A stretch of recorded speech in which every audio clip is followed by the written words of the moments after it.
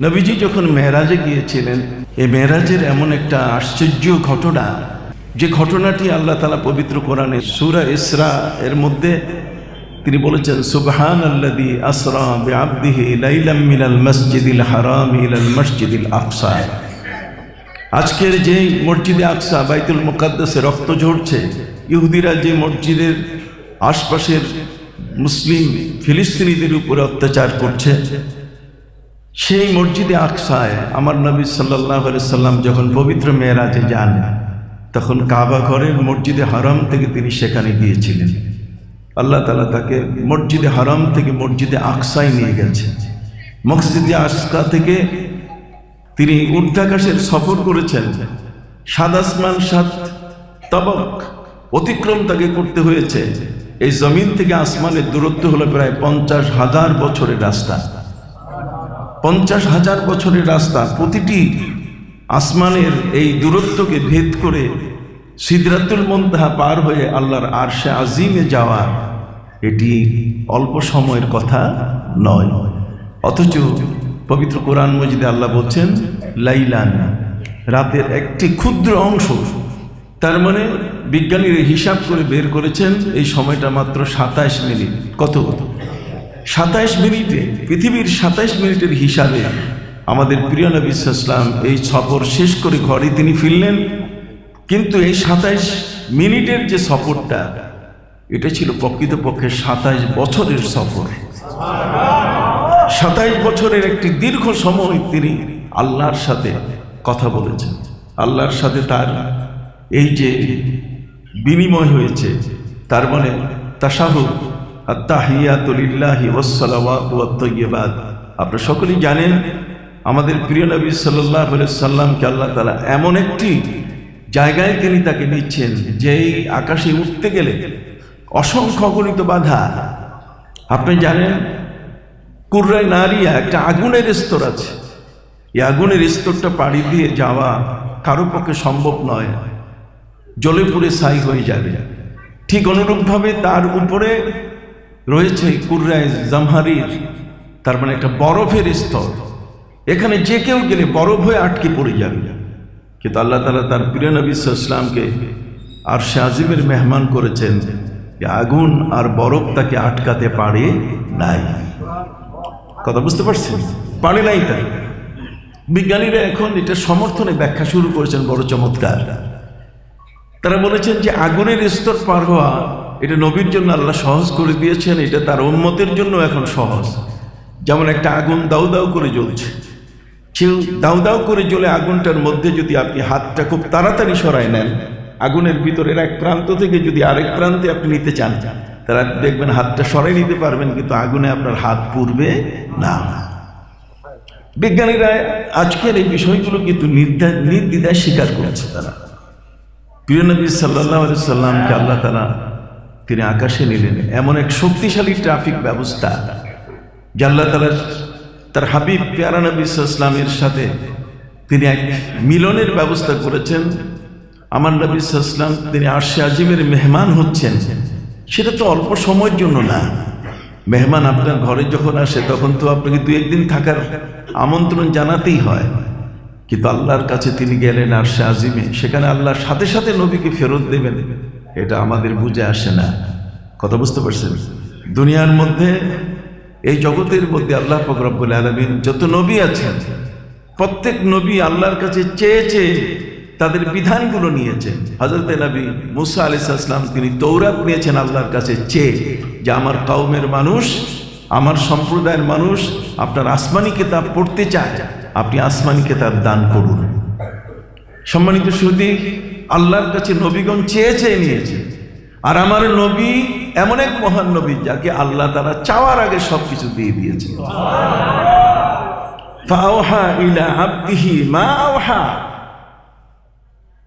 আরশে আজিমে আল্লাহ তাআলা তার প্রিয় নবীকে নিয়ে তিনি তাকে এত কাছে টানলেন। তার কারণ হচ্ছে, একদিক থেকে যেমন তার দুঃখে ভরা জীবন মক্কার মাটিতে, মক্কার কাফেরদের অত্যাচার, আরেকদিকে নিজের আপন চাচা খাজা আবু তালেবের মৃত্যু এবং নিজের স্ত্রী হযরতে মা খাদিজাতুল কুবরা রাদিয়াল্লাহু তাআলার এই যে বিয়োগ, তার যে মৃত্যু, এই দুটাকে নবী করিম সাল্লাল্লাহু আলাইহি সাল্লাম তার জীবনের জন্য সবচেয়ে বড় কষ্টের বিষয় তিনি দাঁড় করিয়ে, তিনি স্ত্রী এবং চাচার মৃত্যুর কারণে আমরা শোক পালন করি 3 দিন, আর নবী শোক পালন করলেন 1 বছর। কতদিন? 1 বছর। খাজা আবু তালেব যদিও তিনি কালেমা পড়েন নাই, কিন্তু তারপরও আমাদের প্রিয় নবী সাল্লাল্লাহু আলাইহি সাল্লামের রক্ষার ব্যবস্থায় তিনি চাচার কাছে, চাচার জীবিত অবস্থায় কোনো কাফের আমার নবীর গায়ে আঘাত করার সাহস পায় নাই। এই জন্য খাজা আবু তালেবকে আমরা সম্মান করি, যদিও তিনি কলেমা পড়েন নাই। নবী করিম সাল্লাল্লাহু আলাইহি ওয়াসাল্লাম চাচার মৃত্যুতে তিনি 1 বছর শোকের বছর ঘোষণা করেছেন, আমুল হুজুন। তার স্ত্রী খাদিজাতুল কুবরা ইসলামের জন্য এত বড় খেদমত করেছেন। যখন ইসলাম শিশু ইসলাম, তখন আম্মাজান খাদিজাতুল কুবরা রাদিয়াল্লাহু তাআলা তিনি অর্থ দিয়ে সহযোগিতা করেছেন, নবীকে সাহস জুগিয়েছেন। এত বড় ধনাঢ্য একজন মহিলা, যার অর্থের অভাব নাই, টাকার অভাব নাই, আর তিনি আমার নবী সাল্লাল্লাহু আলাইহি সাল্লামের ঘরে এসে সেই ঘরের একজন স্ত্রী হিসাবে তার দায়িত্ব তিনি পালন করেছেন। সেই মাওলিদুর রসুল, ওই যে আবু জাহেলের বাড়ির পাশে প্রিয় নবী সাল্লাল্লাহু আলাইহি সাল্লামের যে বাড়ি, সেখান থেকে হযরত আম্মাজান খাদিজাতুল কুবরা রাদিয়াল্লাহু তাআলা নবী করিম সাল্লাল্লাহু আলাইহি সাল্লামের খাবার নিয়ে যেতেন সেই 3.5 মাইল দূরে হেরা পর্বতে। 3.5 মাইল দূরে হেরা পর্বতের এত দূরে একজন নারী, সেই মুহূর্তে এত মসৃণ রাস্তা ছিল না, যাতায়াত ব্যবস্থা এত সুন্দর ছিল না, অথচ তিনি সেখানে গিয়ে পাহাড়ে উঠতেন, আমার নবীকে খাবার পৌঁছে দিয়ে তিনি আসতেন। সুবহানাল্লাহ বলেন। তাহলে সেই আম্মাজান খাদিজাতুল কুবরা রাদিয়াল্লাহু তাআলার ত্যাগ আমার নবীর ইসলামকে, আমাদের ইসলামকে এগিয়ে দিয়েছে। আজকের কোনো কোনো বক্তা, অনেক জ্ঞানের পণ্ডিত, জ্ঞানের পাণ্ডিত্য এত বেশি হয়ে গেছে, তারা মা খাদিজাতুল কুবরাকে সম্মান করা তো দূরের কথা, তাদের ভাষাগুলো এত রূঢ় যে আম্মাজান খাদিজাতুল কুবরার মৃত্যুতে নবী করিম সাল্লাল্লাহু আলাইহি ওয়াসাল্লাম শোক পালন করলেন 1 বছর। যে নবী করিম সাল্লাল্লাহু আলাইহি ওয়াসাল্লাম যতদিন তিনি হায়াতে পৃথিবীতে ছিলেন, ততদিন প্রতিটি বছর হযরত আম্মাজান খাদিজাতুল কুবরা রাদিয়াল্লাহু তাআলার মৃত্যু দিবসে তিনি খাসি জবাই করতেন, দুম্বা জবাই করে এর গোশত আম্মাজান খাদিজাতুল কুবরা রাদিয়াল্লাহু তাআলা তার বাবার বাড়ি, তার পরিবারের কাছে পাঠাই দিতেন। নবী বুঝাতেন যে আমি স্ত্রীকে ভুলি নাই। সুবহানাল্লাহ। সেই আম্মাজান খাদিজাতুল কুবরা রাদিয়াল্লাহু তাআলার গর্ভেই তো নবী করিম সাল্লাল্লাহু আলাইহি ওয়াসাল্লামের সকল সন্তান, তার মধ্যে ইব্রাহিম ছাড়া।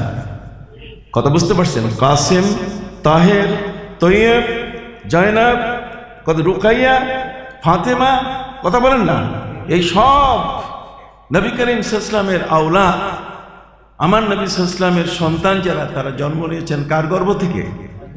হযরত আম্মাজান খাদিজাতুল কুবরা রাদিয়াল্লাহু তাআলার গর্ভ থেকে। নবীর সন্তানদের মধ্যে এই সন্তানগুলো জন্ম নিয়েছে নবীর 2 জন স্ত্রীর গর্ভে। আম্মাজান খাদিজাতুল কুবরা কত বড় সম্মানীয়, কথা বুঝতে পারছেন? আম্মাজান খাদিজাতুল কুবরা রাদিয়াল্লাহু তাআলা যখন নবী করিম সাল্লাল্লাহু আলাইহি ওয়াসাল্লামকে বিয়ে করলেন, বিয়ে করার পরে আরবের সব নারীরা সমালোচনার ঝড় তুলল। খাদিজাকে ডাক দিয়ে বলছে, খাদিজা রে, তুমি স্বামী হিসেবে যারা বাছাই করলে, সে তো একটা গরিব মানুষ, তার কোনো বাংলো নাই, তার কোনো গেস্ট রুম নাই, তার কোনো ড্রয়িং রুম নাই, তার কোনো বারান্দা, হাওয়া বাতাস খাওয়ার মতো ঘরের কিছু নাই।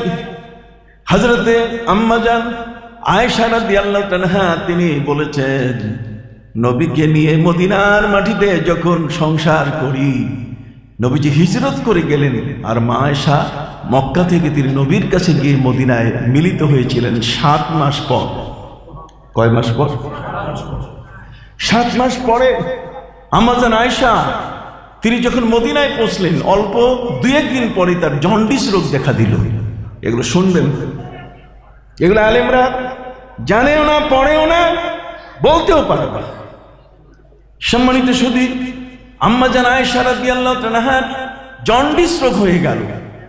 তখন নবীজি চিন্তায় পড়ে গেলেন যে আমি হিজরত করে মক্কা থেকে মদিনায় আসলাম, আর এটা জন্ডিস এরিয়া, এই এলাকাটাই হলো কি জন্ডিস। যেই মদিনায় যাইতো তারই কি হতো, জন্ডিস হয়ে যেত। এটা জন্ডিসের এরিয়া। অতএব এমন কোনো মানুষ নাই যার এখানে এসে জন্ডিস হয় নাই। সেই জন্ডিস রোগের জায়গায় আম্মা জান আয়েশা নবীর সাথে মিলিত হলেন হিজরতের 7 বছর পর। হিজরতের 7 বছর পরে আম্মা জান আয়েশা বলেন, নবীকে নিয়ে আমি যেই ঘরের মধ্যে সংসার শুরু করলাম, সেই ঘরটা ছিল এমন, এই ঘরের কোনো জানালা ছিল না। আম্মা জান আয়েশা বলেন, নবীজির সেই ঘরের কোনো জানালা ছিল না। এবং আমি রাসূল সাল্লাল্লাহু আলাইহি ওয়াসাল্লাম যখন দাঁড়াতাম, তখন উপরের যে পাটাতনটা, পাটাতন বুঝেন তো, এই যে উপরের ছাদ, এই উপরের ছাদ বা চাল বা পাটাতন, চাল তো ভিন্ন জিনিস, এই যে পাটাতন যেটা আছে এটা আমাদের মাথার চান্দির মধ্যে লাগতো, এত নিচু ছিল। নবীজি সেই ঘরটা সম্পর্কে হযরত আম্মা জান আয়েশা বলেন যে এত ছোট ছিল যে আমি আর তিনি ছাড়া, রাসূল ছাড়া তৃতীয় কোনো ব্যক্তির শোয়ার কোনো ব্যবস্থা ছিল না। এত ছোট একটা ঘর। কথা বুঝতে পারছেন? আমরা ঘরের মধ্যে যখন রাত্রে ঘুমাই তখন দরজার সিটকেন লাগাই দিই, ঠিক কিনা? আম্মা জান আয়েশা বলেন যে কোনো সিটকেন দরজা কিছুই ছিল না, বরং চামড়ার একটা পর্দা শুধু ঝুলানো ছিল। আমি নবীর সাথে সেই ঘরে সংসার করেছি। আজকের পৃথিবীর মেয়েরা, আজকের নারীরা আমার প্রিয় নবী সাল্লাল্লাহু আলাইহি ওয়াসাল্লামের সাথে আমি যে সংসার করেছি, যদি তারা এই ধরনের কোনো সংসার কোনো পুরুষের সাথে করত, তাহলে সেই সংসার বেশি দিন টিকতো না। সুবহানাল্লাহ বলে। তারা চাইতো যে না, এত ছোট ঘরে যেখানে 2 জন ছাড়া 3 জনের প্রবেশের কোনো সুযোগ নাই, যেখানে কোনো জানালা নাই, যেখানে উপরের পাটাতনটা মাথার চাঁদিতে লাগে, যেখানে দরজায় কোনো কাঠের দরজা বলতে গেলে কিছু নাই, চামড়া ঝুলানো, সেই ঘরের মধ্যে আম্মা জান আয়েশা নবীকে নিয়ে কি করছেন, সংসার করছেন। সুবহানাল্লাহ বলবেন না? এখনকার মেয়েরা কি ধরনের করবে? এই জন্য এই ওয়াজগুলো তাদের শোনানো দরকার। হযরত উসমান রাদিয়াল্লাহু তাআলার সময় যখন মা আয়েশার এই হুজরাখানা এটা যখন ভেঙে ফেলা হয়, তখন সারা মদিনায় কান্নার রোল পড়ে গেছিল। সারা মদিনাবাসী কান্না শুরু করছে, যেটা ভাঙ্গা ঠিক হয় নাই। কেন? যেটা পৃথিবীতে যারা আসবে মদিনা জিয়ারত করতে, তারা মা আয়েশার ঘর দেখেই বুঝবে যে নবীর সাথে মা আয়েশার সংসারটা ছিল কত কঠিন। সম্মানিত সুধী, হযরত আম্মা জান খাদিজাতুল কুবরা নবীকে যখন বিয়ে করলেন, তখন আরবের মানুষেরা তাকে টিটকারি শুরু করলো, মজাক করা শুরু করলো যে এমন একজনকে বিয়ে করছেন যে আপনি জম্মের ঠকা ঠকছেন, টাকা আছে, পয়সা আছে, সবকিছু আপনার আছে, আর একজন গরিব ব্যক্তিকে আপনি বিয়ে করলেন যার বাংলো নাই, যার রেস্ট হাউস নাই, গেস্ট হাউস নাই, কিছুই নাই। আম্মা জান খাদিজাতুল কুবরা রাদিয়াল্লাহু তাআলা বলছেন, শোনো, আমার এই চোখটা লাগাইয়া দেখো, আমি এই পৃথিবীতে যাকে স্বামী হিসেবে গ্রহণ করেছি, আমি জম্মের ঠকাঠকি নাই, আমি জম্মের জিতা জিতছি। পৃথিবীতে আমার মতো কেউ জিততে পারে না। সেই খাদিজাতুল কুবরার সাথে নবীর ভালোবাসার কত সম্পর্ক, যেই ঘরে নবীজির এই সন্তানরা, আর সেই খাদিজাতুল কুবরাকে আপনি বলতেছেন বুড়ি, ইনটেক, এটা বুড়ি মানুষ, কথা বলতে নেই, তালাক 3 বার খাইছে। মা খাদিজাতুল কুবরাকে ভাষা, আপনি বিশাল বড় পণ্ডিত হয়ে গেলেন, বড় বিশ্ববিদ্যালয় থেকে আপনি পাশ করে আসলেন, আর আম্মা জান খাদিজাকে কোন ভাষায় কথা বলতে হবে সেই ভাষাটা জানা নাই। আপনি কথা বুঝতে পারছেন? অতএব আজকে রজব মাস, এই 20 তারিখ পার হবে, কথা বলেন না, এই রজব মাসে আমার নবীর মেরাজ হয়েছে। নবীর মেরাজ হয়েছে রজব মাসে। সেই রজবের এই সম্মানীয় মাসটিতে আমার নবী, তিনি যখন আল্লাহর দরবারে যাচ্ছেন, আল্লাহ তাকে ডেকে নিয়েছেন কয়েকটা কারণ।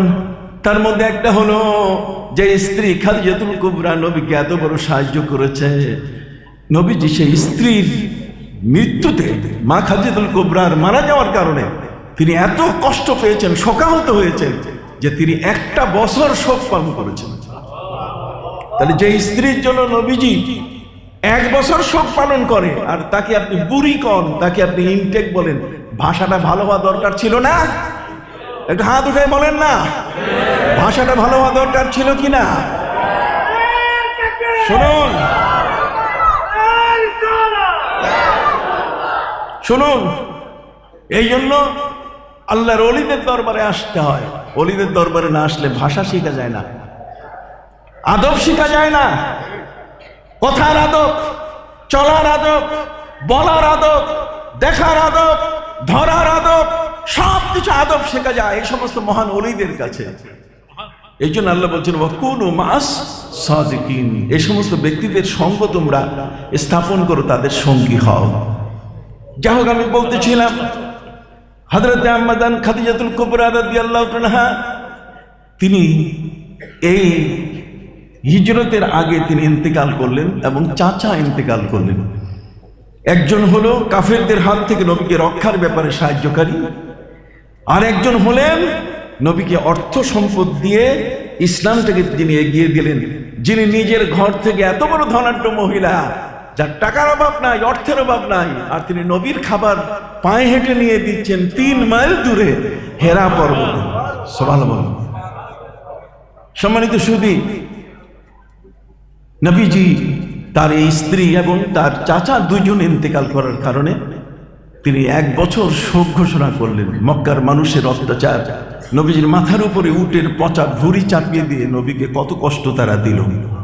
তায়েফের ময়দানে নবী যুবকদের পাথরের আঘাতে আহত হয়ে গেলেন।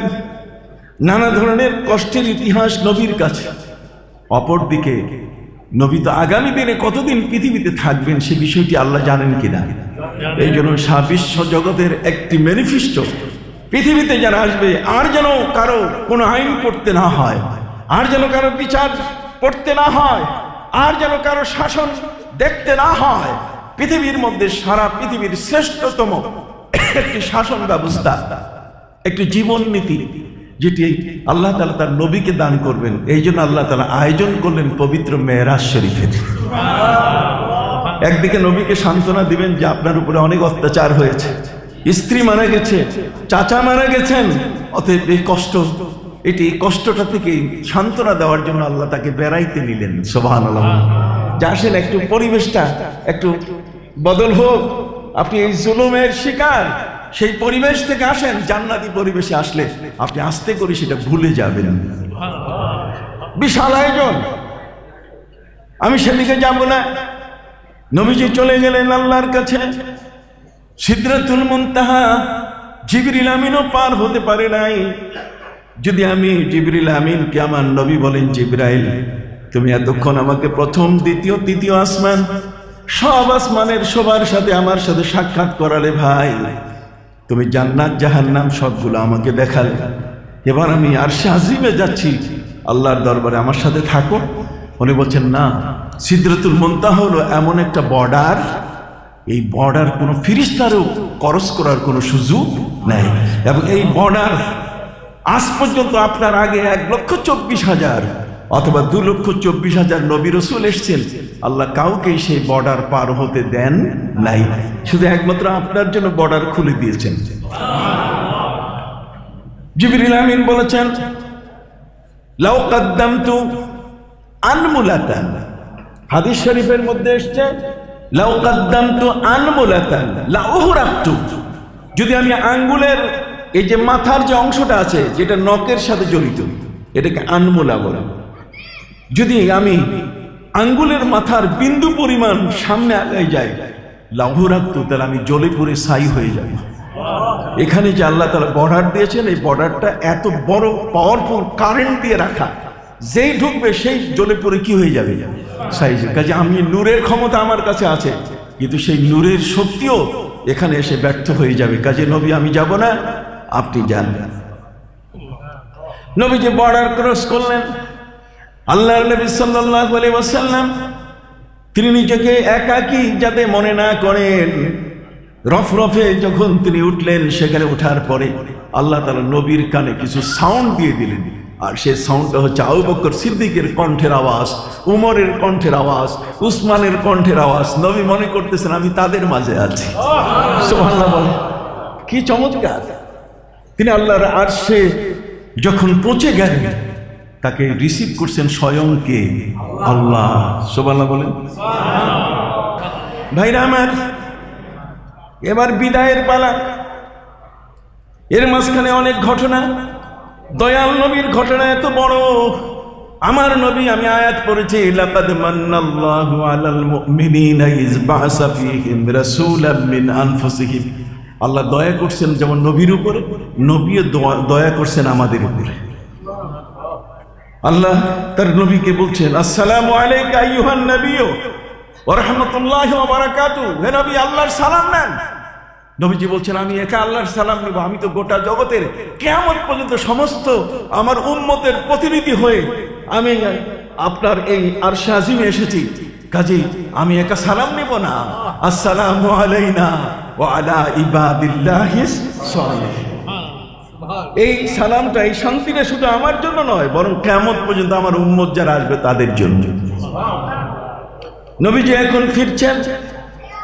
আমার আল্লাহ বলছেন, নবীজি কিছু জিনিস দিয়ে দেই আপনাকে, এই জিনিসগুলো আপনার উম্মতের জন্য কাজে আসবে। দেন। আল্লাহ তাআলা 50 ওয়াক্তের নামাজ দিলেন। কয় ওয়াক্তের নামাজ? 50 সালাত, 50 ওয়াক্তের নামাজ দিলেন। নবীজি মহা খুশি। আমার উম্মতকে আর ঠেকায় কে? 50 ওয়াক্ত নামাজ পড়লে এর সাথে সাথে জান্নাতে চলে যাবে। অতএব খুশি খুশি নবী যখন আসতেছেন, ষষ্ঠ আসমানে হযরত মুসার সাথে দেখা। কার সাথে? এইবার আপনার কথা বলতে হবে, কার সাথে দেখা? মুসা আলাইহিস সালাম আমার নবীকে বলছেন, নবী কি আনছেন একটু দেখান। নবীজি বলছেন, দেখবেন? আমরা তো যাইতে পারলাম না, আপনারে আল্লাহ কি দিল একটু দেখান। নবীজি মেরাজে গেলেন।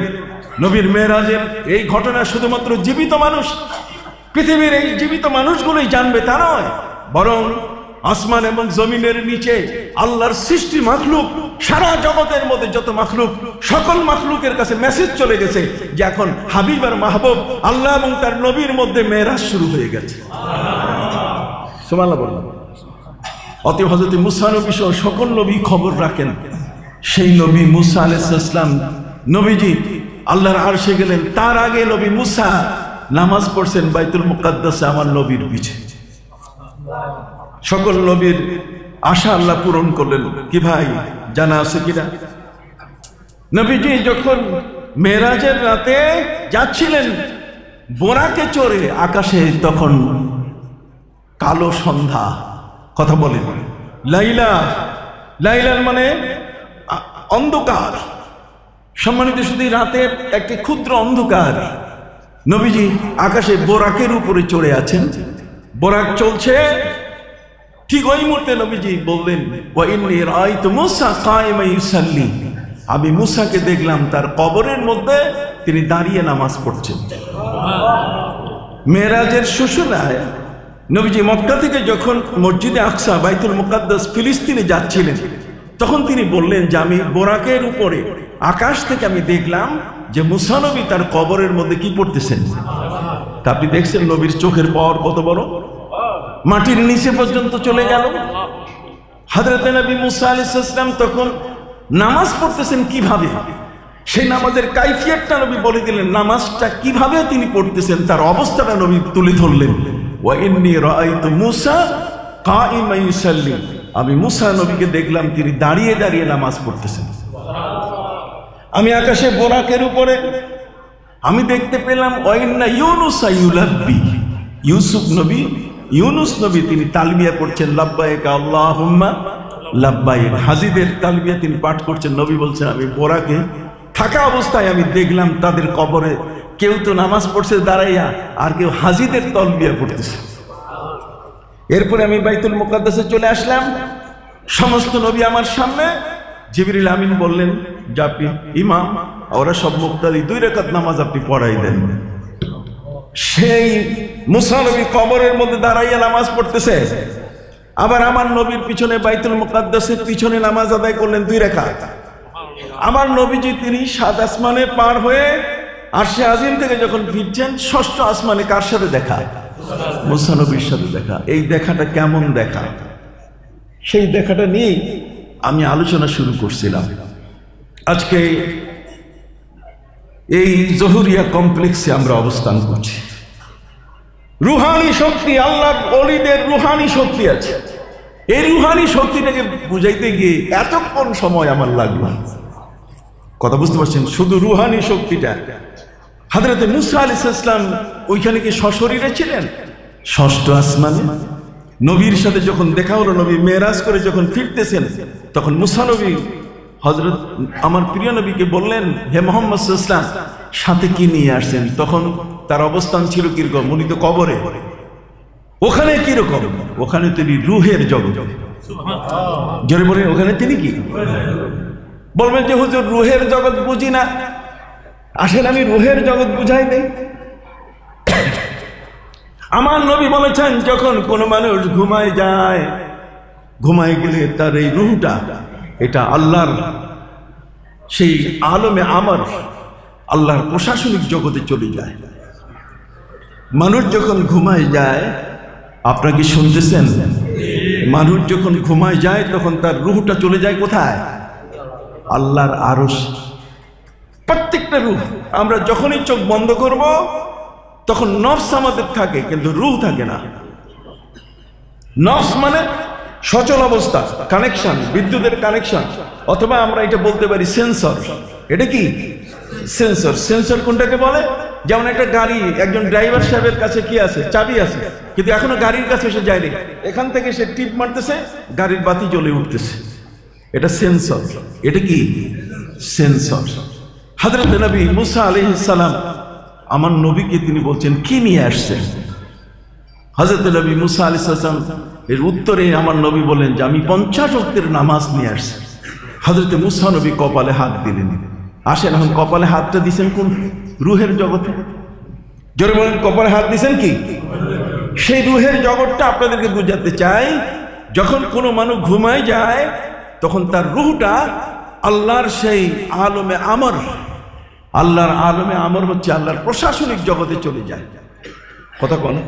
ওয়ায়াসালুনাকা আনির রূহ কুলির রূহ মিন আমরি রাব্বি আলা লাহুল খালক ওয়াল আমর। আল্লাহর দুটো জগৎ, একটা জগৎ হচ্ছে সৃষ্টি জগৎ, আর একটা জগৎ হচ্ছে প্রশাসনিক জগৎ। এই প্রশাসনিক জগৎ থেকে রূহটা পৃথিবীতে আমাদের কাছে আসছে। কথা বলেন। আলেমে শাহাদাত একটু জটিল হচ্ছে আলোচনা মনে হয়। আলেমে শাহাদাত মানে আমি যা চোখে দেখি, যেমন আপনাকে দেখতেছি, আমি গরু দেখি, ছাগল দেখি, ভেড়া দেখি, আমি গাছপালা দেখি, তৃণলতা দেখি, আমি পাহাড় দেখি, পর্বত দেখি, আমি সাগর দেখি, নদী দেখি, যা কিছু আমি দেখছি, যাদেরকে আমি দেখতে পাই, অথবা আল্লাহর সৃষ্টি জগৎ। সৃষ্টি জগতের মধ্যে কি আছে? সৃষ্টি জগতের মধ্যে আছে আলমে মালাকুত, আলমে জাবারুত, আলমে নাসুত। কথা বলছেন? এই সমস্ত জগৎ প্রায় 90,000 আলম যেটা আল্লাহ সৃষ্টি করেছেন। এই 90,000 আলমকে শাসন করার জন্য আল্লাহ তাআলার একটা প্রশাসনিক ভবন আছে, যেখান থেকে আল্লাহ তাআলা শাসন করেন এই জগৎটাকে। সুবহানাল্লাহ। এই জগৎ সমূহে আল্লাহ তাআলার শাসন আসে, তার প্রশাসনিক ভবন। আপনি দেখেন না, একটা বিরাট স্কুল, আর সেখানে একজন প্রিন্সিপাল সাহেব, একজন প্রধান শিক্ষক, তার জন্য কিন্তু আলাদা একটা রুম আছে, যে রুম থেকে তিনি গোটা এই স্কুলটাকে তিনি শাসন করছেন। কি বলেন, ঠিক কিনা? ঠিক তেমন একটা অফিসের মধ্যে যিনি বস, তিনি শাসন করতেছেন তার পুরা অধীনস্থ যারা আছে তাদের। আল্লাহ বলছেন আমার সৃষ্টি মাখলুক যত আছে এই সবগুলোকে আমি শাসন করি আমার আলমে আমার প্রশাসনিক জগৎ থেকে। আমাদের কাছে যে রূহটা দেওয়া আছে, এই রূহটা হলো সেই প্রশাসনিক জগৎ থেকে আসা রূহ। আপনি বুঝতে পারছেন? প্রশাসনিক রূহ জগৎ থেকে আসাটা কি রূহ। আমি আরেকটু বুঝাবো আপনাদের। আপনাদের 7 তলা বাড়ি আছে। কয়তলা বাড়ি? তাহলে আপনি 7 তলা বাড়ি পর্যন্ত 7 তলার ছাদের উপরে উঠতে পারেন, কিন্তু এর উপরে আর নাই আসমান। আপনি কি উঠতে পারবেন? তাহলে 7 তলা পর্যন্ত এটা আলমে খাল, আল্লাহর সৃষ্টি, আর এর উপরটা হলো আল্লাহর প্রশাসনিক জগৎ। ওই প্রশাসনিক জগতে কেউ যাইতে পারে না। আমি কি বুঝাইতে পারছি? শাসন হবে 7 তলার নিচে, তার মানে 7 আসমানের নিচে জগতের আল্লাহর যা কিছু আছে সব কিছুকে আল্লাহ তাআলা কি করবেন? শাসন করছেন, শাসন করতেছেন তার ঊর্ধ্ব জগৎ থেকে। অতএব ঊর্ধ্ব জগৎটাই হলো তার প্রশাসনিক জগৎ। সেখান থেকে তিনি ফেরেশতাদেরকে শাসন করতেছেন, দায়িত্ব দিতেছেন যে তুমি এখন চলে যাও জোহরিয়া কমপ্লেক্সে, যারা ওয়াজ করতেছে, যারা ওয়াজ শুনতেছে তাদের চতুর্দিকে ঘিরে ফেলো। এগুলো সব এই প্রশাসনিক দপ্তর থেকে আদেশ আসতেছে। আমি কি বুঝাইতে পারছি? সম্মানিত সাথী বন্ধুরা আমার, যে রুহটা আমার দেহের মধ্যে আছে, সেই রুহটা গোটা দেহের ভিতরে আমার মাথা থেকে পা পর্যন্ত ঢুকে আছে। এটা না যে আমার শুধু কলমের মধ্যে রুহ আছে আর হাতের মধ্যে রুহ নেই, এটা নয়। এটা কেমন? যেমন একটা কয়লা। বলেন কি? সবাইকে কথা বলতে হবে। আপনি কিন্তু, আমি আগেই বলেছি ভূমিকায়, যে মাঠে ময়দানের ওয়াজ এক ধরনের, মাঠে ময়দানের ওয়াজ হচ্ছে ঝাঁকুনি ওয়াজ। কথা বোঝেন নাই? লড়াই লড়াই লড়াই চাই, লড়াই করে বাঁচতে চাই। আর এটা হলো তরিকতের ওয়াজ, এটা হচ্ছে আল্লাহ আল্লাহ জিকিরের ওয়াজ। জোরে বলেন না, এটা হচ্ছে আল্লাহকে ডাকার কি ওয়াজ। অতএব যদি আপনি বুঝতে পারেন যে আমার উপরে কিন্তু অফিসার আছে, আমাকে শাসন করার, আমাকে ধরার, আমাকে বন্দী করার মতো কেউ আছে। পবিত্র কোরআন মজিদে আল্লাহ বলছেন, আলা লাহুল খালক ওয়াল আমর ফাতাবারাকাল্লাহু রাব্বুল আলামিন। আল্লাহর দুটো জগৎ, একটা হলো তার সৃষ্টি জগৎ, আর একটা হলো তার সৃষ্টি জগতের বাইরে তার প্রশাসনিক জগৎ। আমাদের এই রুহটা ওই প্রশাসনিক জগৎ থেকে আসছে।